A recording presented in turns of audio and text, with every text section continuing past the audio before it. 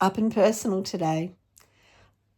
Today's story from the bedroom as me lying down because I've worked incredibly hard all day.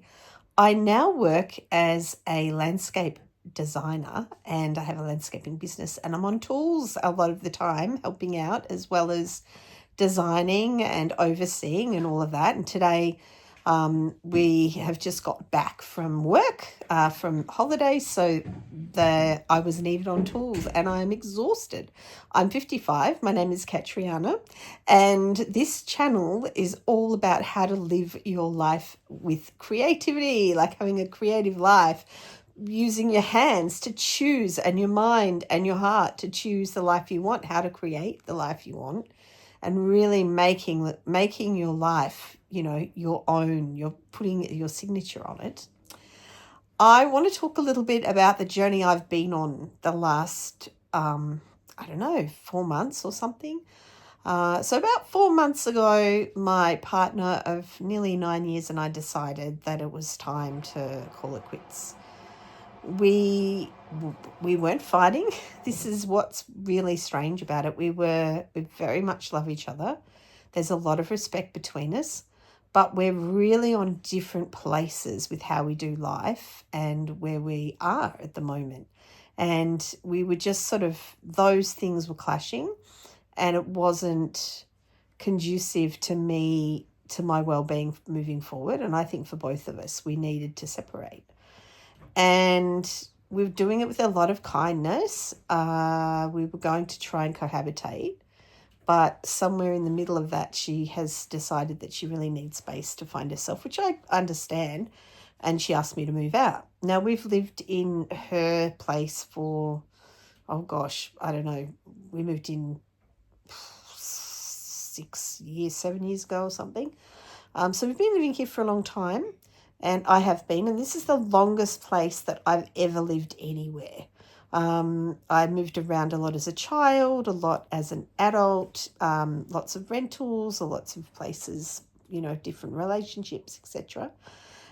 So this has been my home for a long time, and being asked to move out, while I totally understood, it was really hard because I'm 55. I don't have any assets. I put my life together with this person, and I thought we were going to be together forever, as you do. And so I didn't put any nest egg aside for myself, and I put what I had into our relationship and our life and my life and what I was exploring with my creativity and stuff. And so, I also have worked for myself for over 20 years, and I didn't really have super, and I don't really have any assets. So I was like, shit, I've got to go out in the rental market. I live in Melbourne, Australia, and right now the rental market there is absolutely terrible, just terrible. So I was out in the rental market and I was really like, oh, what am I going to do? So I was like, okay, well, just try and get as high a rent as you can. So I was looking at spending 600 Australian dollars rent, which is a lot. And I needed to be somewhere, I needed to have somewhere that was quite inspiring for me, because I'm like, I'm running this company now. So this is another story. So I'm talking about how I'm moving out. But the other thing that happened was that the start of this year, I changed careers. I used to be a psychic life coach for over 20 years. I helped a lot of people, and I'm a healer and, psychic and all that sort of stuff. And I did that for a long time, but I needed to give it up. I needed to change careers, and I decided that I would do the YouTube thing, that I would do painting, but I needed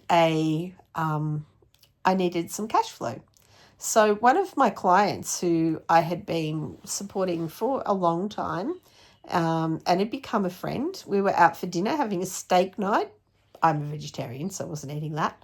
But we were out and chatting away, and he was talking about how hard it is to get staff. And I said, oh, well, maybe I can come and work for you. Maybe I can just come and help you if you need help. And I was meaning for free. And he's like, oh, I was thinking about asking if you wanted work, but I thought it was cheeky. And because I used to charge a lot for my coaching, and people were happy to pay it because they got great results. So, going back working for an hourly rate was quite a shock. But at the same time, I just love gardening. So he offered, do you want to come and work in my landscaping company? It was horticulture and landscaping. And I was like, yeah, sure, I can try. And he had already known that I was very gifted in it because I've been helping him a lot every time he had trouble with his business. And also I helped through my coaching. I actually helped him set up this business. So within a very short space of time, he offered for me to come in, and basically I started within the first week being management, which was crazy. And then I went from management to, he said, come in and I'll give you half the business. And I'm like, what? And he's like, this business wouldn't have been here without you. And I would have wanted to give it up because I'm finding it so hard. But it's got so easy with you here, and you're really talented at this. And I was talented at it, but I didn't know. So one of the things that's amazing is that your creativity, like if you push a lot into your creativity, it transfers from one place to another, which is incredible. So I had been doing a lot of work on my painting, which there's videos on that. And I'm always making stuff and learning how to do new stuff.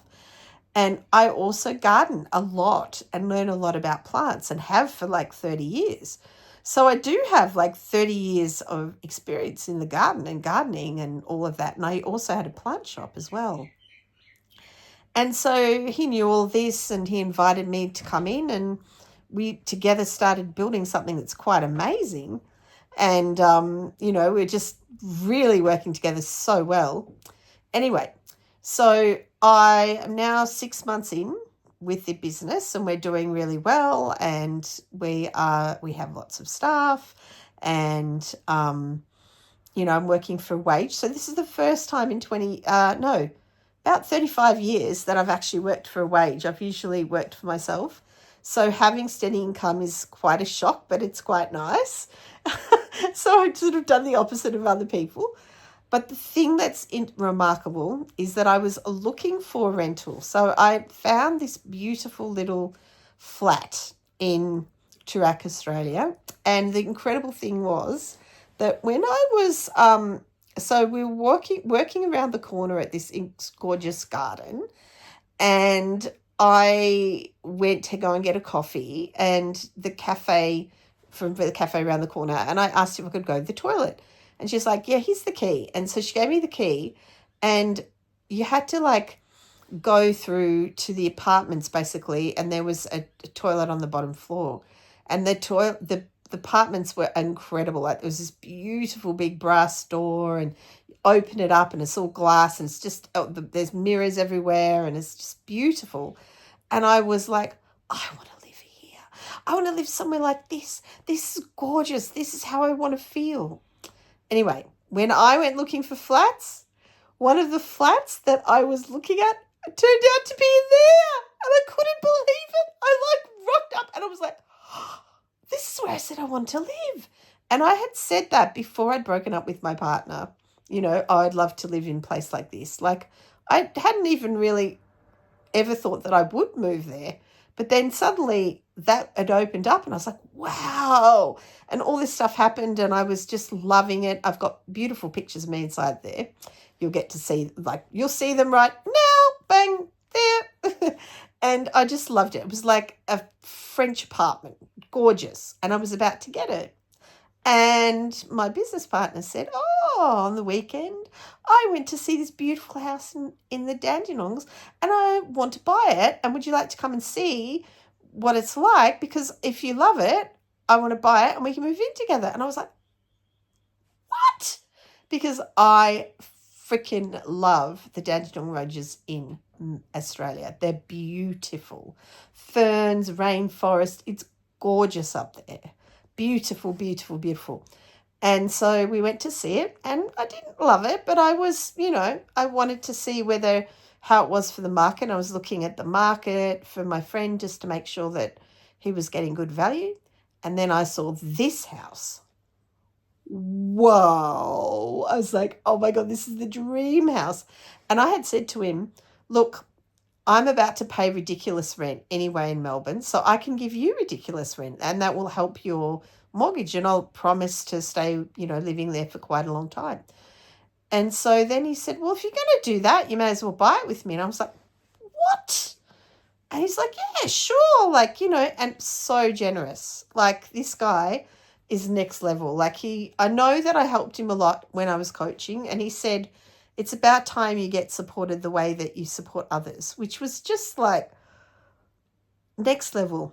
So anyway, long story short, I didn't move into my Barras apartment.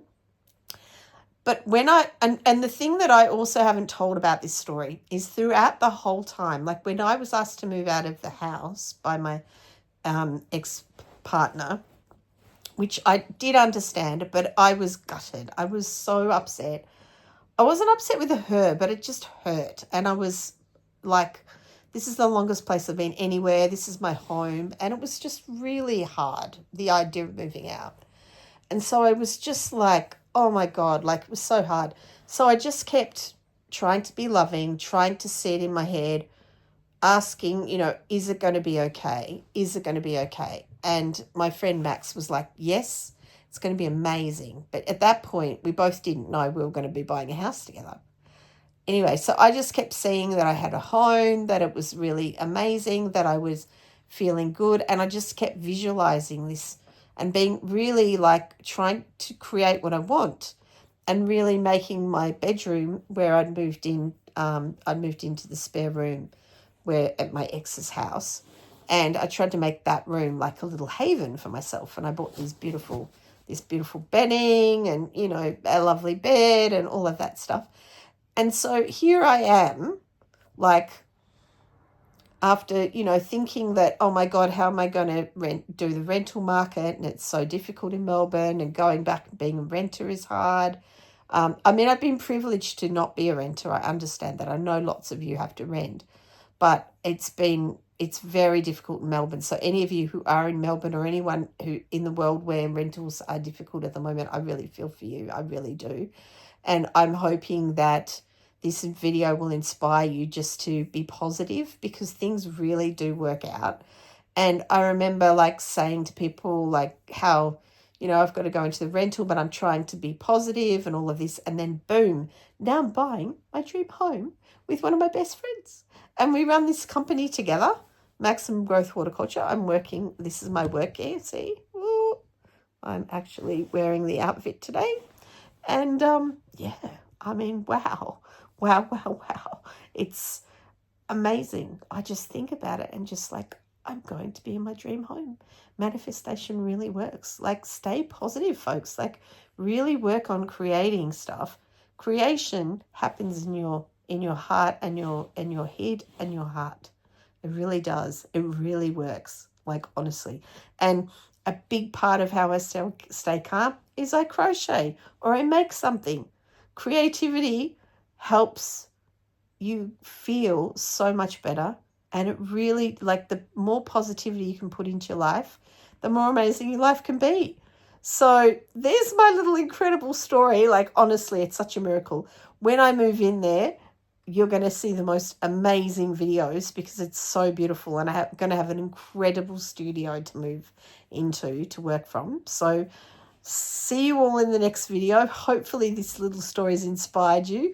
Let me know how it's inspired you. And stay positive, guys. I don't mean positive as in, oh, it's all going to be fine. Just feel something that makes you feel better. What's something that makes you feel good?